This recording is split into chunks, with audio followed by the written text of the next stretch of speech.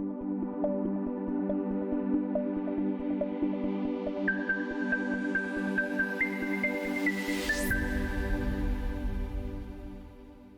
الله الرحمن الرحيم.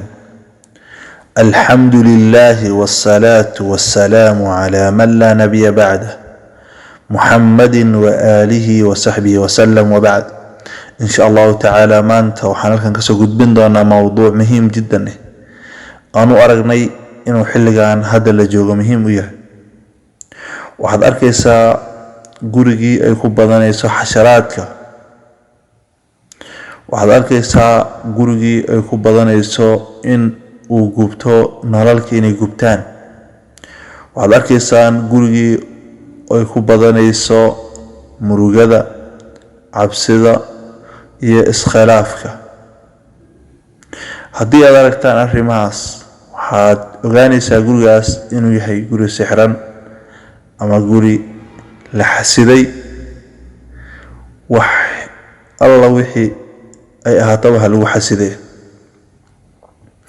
haddii aad noocaas aragto,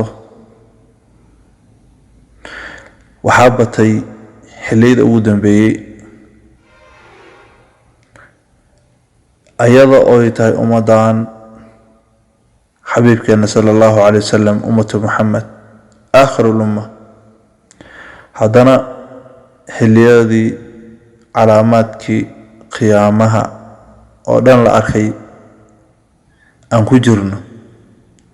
ayaday culammada sheegayaan qofka hadduu dhinto inay qiyaamadiisa dhacday,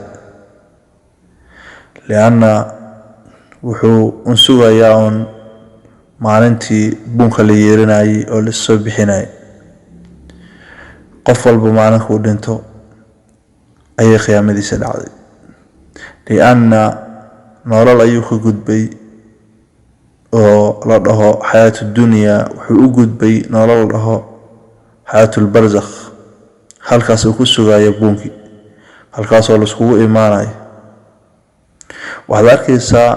in shayaadiintii ay faa'iidaysanayaan dadkii laba nooc ay u kala jabeen. noocay dhumiyeen oo xasad iyo imtixaan iyo fitno ay ku fitneeyeen, iyo nooc adduunyo ay ku mashquuliyeen. allah naga wada badbaadiye. ma aho qofkii arka xasharaad, quraanjada, waxa arko oo dhan inay dhibaato tahay. haddii aad tala saarato ilaahay subxaanahu wa tacaala, wax walba wuu kaa najeynayaa. xabiibkeena sala allahu calayhi wasalam wuxuu leeyahay, qofkii akhriya suuratulbaqara, akhduhaa baraka wa tarkuhaa xasra walaa yastatiicuhaa ay albadala. badala waxaa la dhahaa saxarada, qaadashadeeda waa barako, ka tegitaankeedana waa shallayto. saxaradana ma awoodo inay qofka sixiraan. guri lagu akhriyay suuratulbaqara mataqaanaaye ma awoodaan shayaadiinta inay wax ku suubiyaan.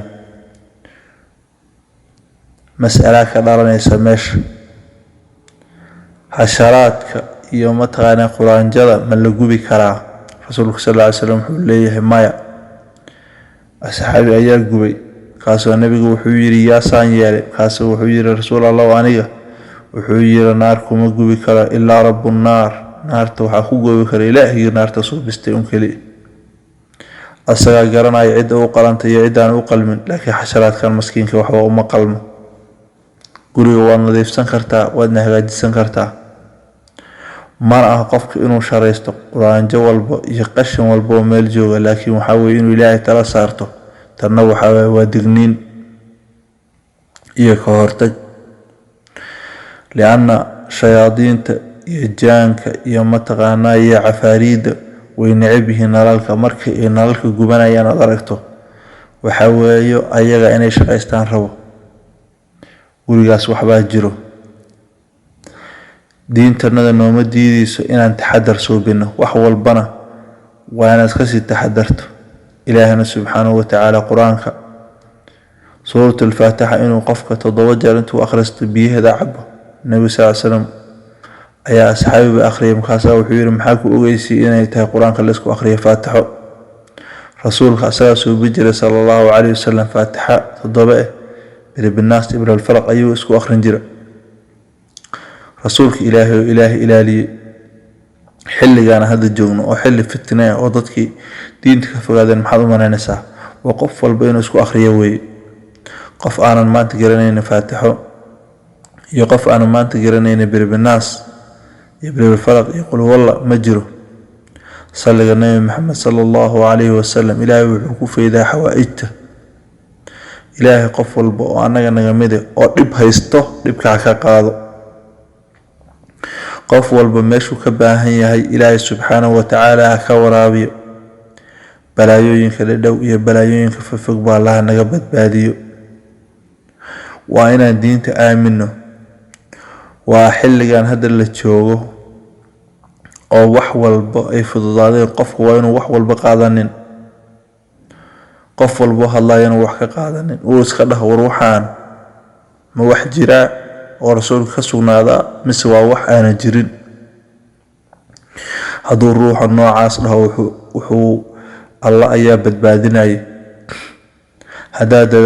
dadaashan Ilaahay subhanahu wa ta'ala dadaalay meeshii waa gaarsiiyaa mid kale oo ugu muhiimsan waxa weeye gurigi ayaa waxa ka jira ciriiri isfaham daro markii guriga laga baxo oo meel kale la aadana waa caadi muran waalidkii caruurtii aabii hooyadii ayaa qoort isku jiro wax ka caaya mala shaqo wax aadaya malaho maxaa in la waajiba dadkaas inay quraanka isku akhriyaan وننزل من القرآن ما هو شفاء ورحمة للمؤمنين ولا يزيد الظالمين إلا خسارة إلى قرآن قاسو النوس دجي قرآن قاسو إلى النوس دجي إنا اسكو أخرنا عافماتك يا ويشفي صدور قوم من مؤمنين قرآن قاسو عافماتك إلى النوس دجي هذا القرآن أخرس أضيء شهادين إله سبحانه وتعالى حجاب مستورة أبو إلهي كي ليا سورة تقول هو الله أحد أخري وكوع العلم وسورة فضل البدر برب الناس قفك وحوي لنبرك كوبات وإنه إلهي سبحانه وتعالى أساق عرر قرياس وإن صلاة لغو وإن سنوين كل قدت كذا وأين صلى النبي محمد صلى الله عليه وسلم لقبضي وأين كلمة لا حول ولا قوة إلا بالله لقبضي بدباد دقدقي إيو قير دقدقي إيو وحيالة دقدقي أيه ليان دادكاس إلهنا بدبادي أنا قاداني وحاوي إنو قفك ودادك مسلمين تيدادك ولا ليه أدعيه قفل بميل بكري بين يحي محاثي لي سامرك ولالك أدعيسو هذا إلهي سبحانه وتعالى حوائج هذا أسغى قداي قفك لا أرنكيس كشقاي أسغى أرميس إلهي بقى شقيناي قفك إلهي أرنكيس وغشقاينا محا أهري وحو هري ما لهوي وحيالا أمهم سن ومتقنا برامج كينا كشغنا أنو بحنا وحاوي صلاة شانته وقفك وكد دالو هدو قفك صلاة شانته كد دالو قفك الباب بدن وخير أيو إله أفرايا إلي كان فرض بدن أقول كده حجرا إله سبحانه وتعالى وأفضل ضينايا نالك جبنايا حشرات قولوا كبضنايا وحنا ذاك يسولنا هأطيرن روح لأن إله سبحانه وتعالى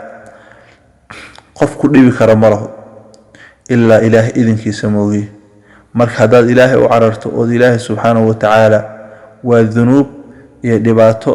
iyo imtixaanaad adag ka imaaday markaas ka bacdi ayaa sarsarkaada markuu jilco ayaa lagu soo gali karaa marka koobaadba inaad dad eedeyso balaayo in ku dhacday maxay waxay nagu suubiyeen hadhihine waxa dad dhibaatadan waa dhibaato aniga imaaday markii ilaahay u degdeg ilaahay u carar qofkaasna qof qasaare ayuu noqonayaa ya ilaahay subhanahu wa ta'ala ma uu ka sheekeynay اتبعوا ما تتلو الشياطين على ملك سليمان وما كفر سليمان ولكن الشياطين كفروا maxay suubinayaan yucallimuuna annaasa sixra dadka sixirka barayaan qofku ilaahay ugu talagalay oo lagu imtixaamayo oo la rabo inuu soo laabto bay ku suubin karaan sixirkaas inna kayda shaytaani kaana daciifa acuudu billahi min ashaytaani arajiim basaa ku filan waxaa ku filan adoo salaadaha laazimay oo xilligooda tukaday oo sadaqa bixiyey asaga ayaa mataqaanaa waxay ku noqonaysaa cadaab kii sixirka soo diray ayaa mataqaanaa suxarada ku laabanaysaa marka asaga ka dhib badan marka waxnaha u tiirin ruux ee wax walba aad isku tiiriyo dambigaada iyo xumaantaada iyo waxyaalihii aad ka dhacay hadaa saas soo biso qof guulista ayaad noqonaysaa mar walba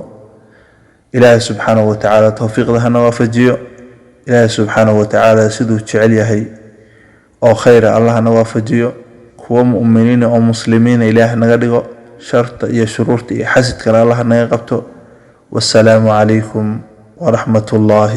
تعالى وبركاته.